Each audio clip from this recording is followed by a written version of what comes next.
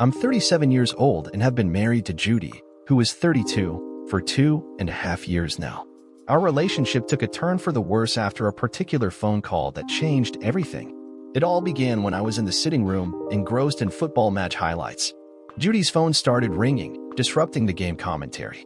Annoyed by the continuous interruptions, I handed her the phone in the kitchen, urging her to deal with the caller. The phone rang again, and Judy, typically strict about keeping work separate from home, seemed ready to unleash her frustration on the person at the other end. We both worked in the corporate world, and Judy firmly believed in maintaining a boundary between our office and personal lives. It was her way of fulfilling our social responsibility as humans. After a moment of silence, she finally revealed the reason for the call during dinner. "They are transferring us out of state," she said. I was taken aback, wondering why and where the transfer was to take place. Judy explained that the company was expanding, and the board wanted to relocate employees to monitor the development of the new branch. I understood how transfers typically worked, and it was unusual for them to come with external commitments. Judy, being a married woman, shouldn't have been considered for such a transfer unless she had applied for it. When I questioned her about it, she denied applying and even rejected the offer at first. However, she eventually admitted that the transfer came with a promotion. It became evident that Judy, whom I admired for her ambition, had been working tirelessly for a promotion over the past year. She had volunteered, put in extra hours, and ensured her team of 7 functioned seamlessly. Now, the promotion she had worked so hard for was on the table, but it came with the unexpected consequence of a job transfer that would upend our lives. Judy's salary doubled, accompanied by numerous perks and benefits. Despite the financial gains, I knew her motivation went beyond money. Climbing the corporate ladder was her true ambition. Faced with the decision of whether she should accept the job transfer, she turned to me for advice. Deep down, I was torn, but I didn't want to hold her back. I opted to be supportive, telling her that I would stand by her decision. Little did I know that this choice would lead to unforeseen challenges. In my mind, people made long-distance marriages work all the time, although I hadn't witnessed it personally. I thought we could sustain our connection despite the distance. In hindsight, I regretted my decision, realizing that it was more complex than I initially thought. As Judy's eyes lit up with excitement, I convinced myself that we could make it work. I recalled friends who traveled for business, spending extended periods away from their families while maintaining strong marriages. However, looking back, I questioned whether I truly had a say in the matter. Judy never gave me much of an option. Expressing my genuine opinion might have jeopardized our relationship. Judy spent the evening thanking me for my understanding, but a wave of irritation swept over me. I sensed that she had manipulated the situation, subtly guiding me to a decision in her favor. She had baited me, and although I felt annoyed, her excitement tempered my emotions. Once her travel arrangements were finalized, we discussed how to make the marriage work. Daily calls and Judy getting 5 days off every month seemed like reasonable solutions. The thought of infidelity didn't cross my mind, trusting Judy's goal-oriented nature. As she boarded the plane, little did I know that our marriage had effectively ended. As the distance between Judy and me grew, our phone conversations became more intimate, and I found myself knowing more about her life than when we lived together. Initially, it seemed like I had made the right choice, prioritizing her ambition over my immediate needs. We were in a good place, at least until 2 months ago. Judy called one morning to cancel her trip back to Michigan. Her company's quarterly performance had been subpar, requiring her to focus on recruiting capable professionals to fill administrative roles.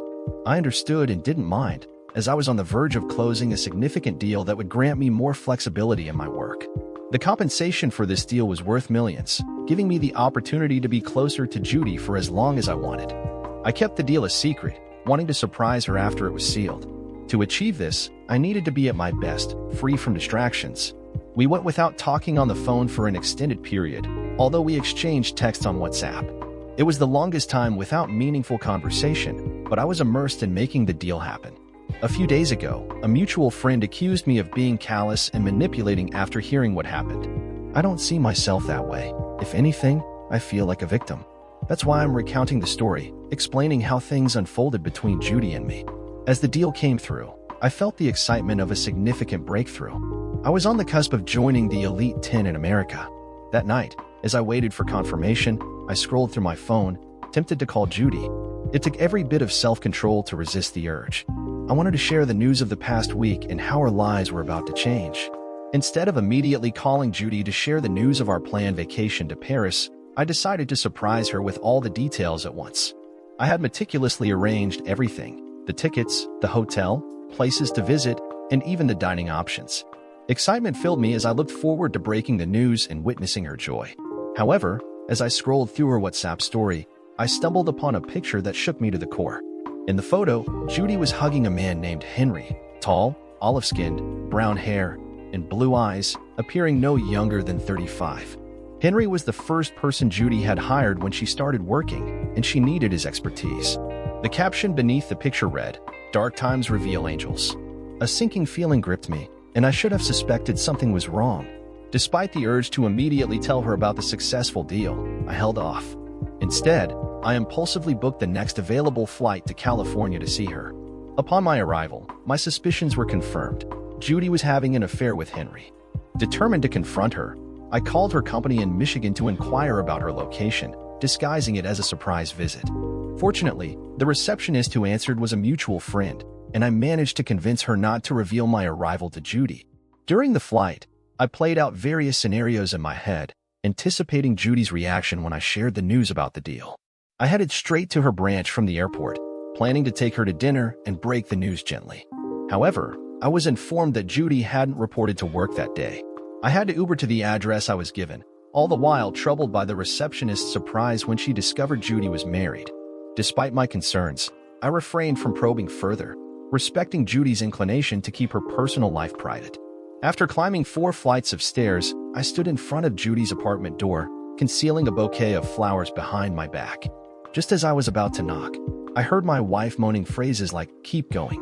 The realization hit me like a ton of bricks. 5.5 months away had been enough for her to cheat on me. A surge of rage threatened to overwhelm me, but I managed to keep my composure. I left her apartment, driving back to her office to instruct the receptionist not to reveal anything about my visit. I even tipped her generously with $100. I checked into a hotel close to Judy's apartment, determined to keep a close watch on her. Over the next week, I followed her discreetly with a rental car. She remained unsuspecting, as her routine included work, yoga, and her apartment.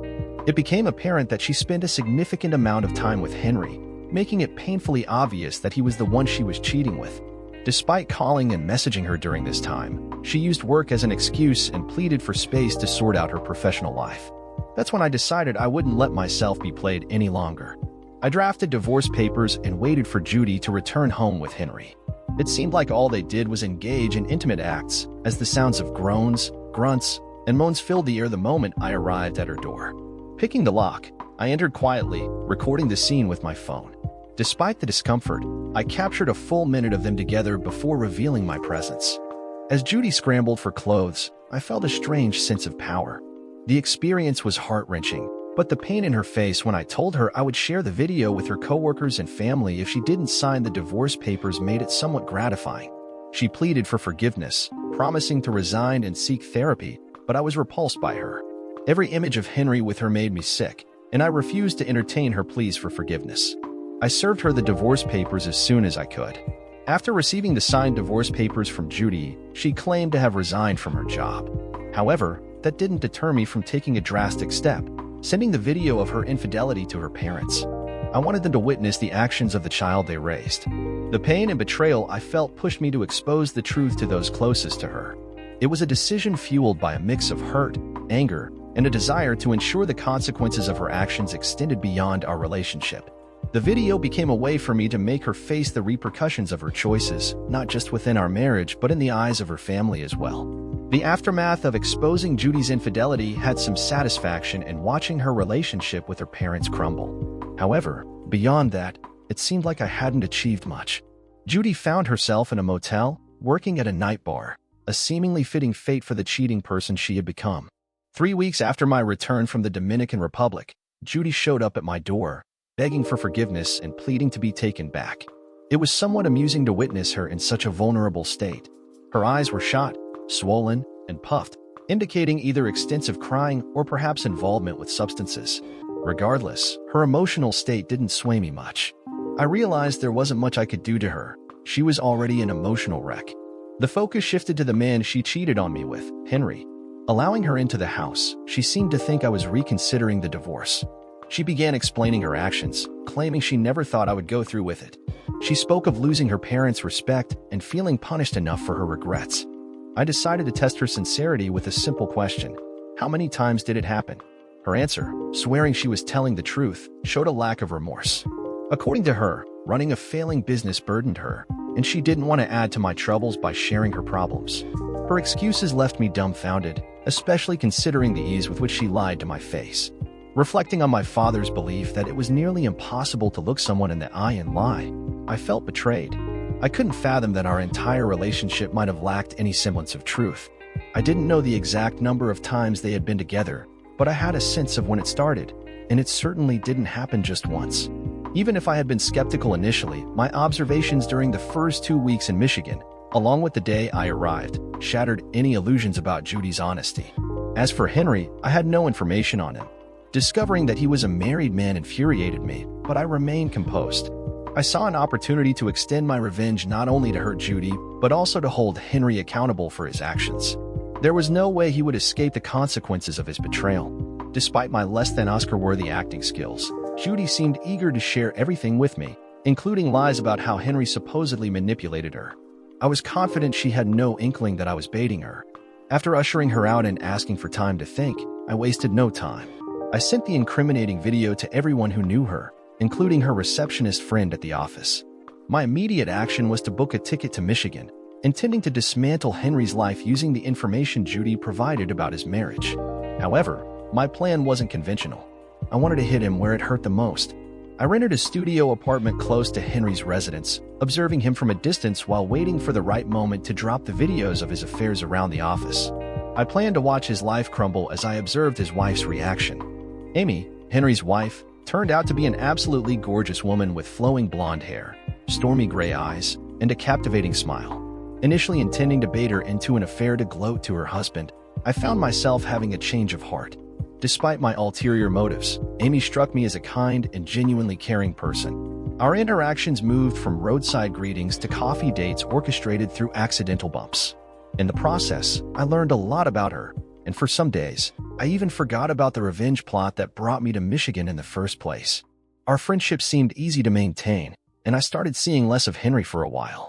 It seemed like my plan didn't go as intended, but I later discovered that Henry had been fired and was actively searching for a new job, trying not to raise suspicions from Amy.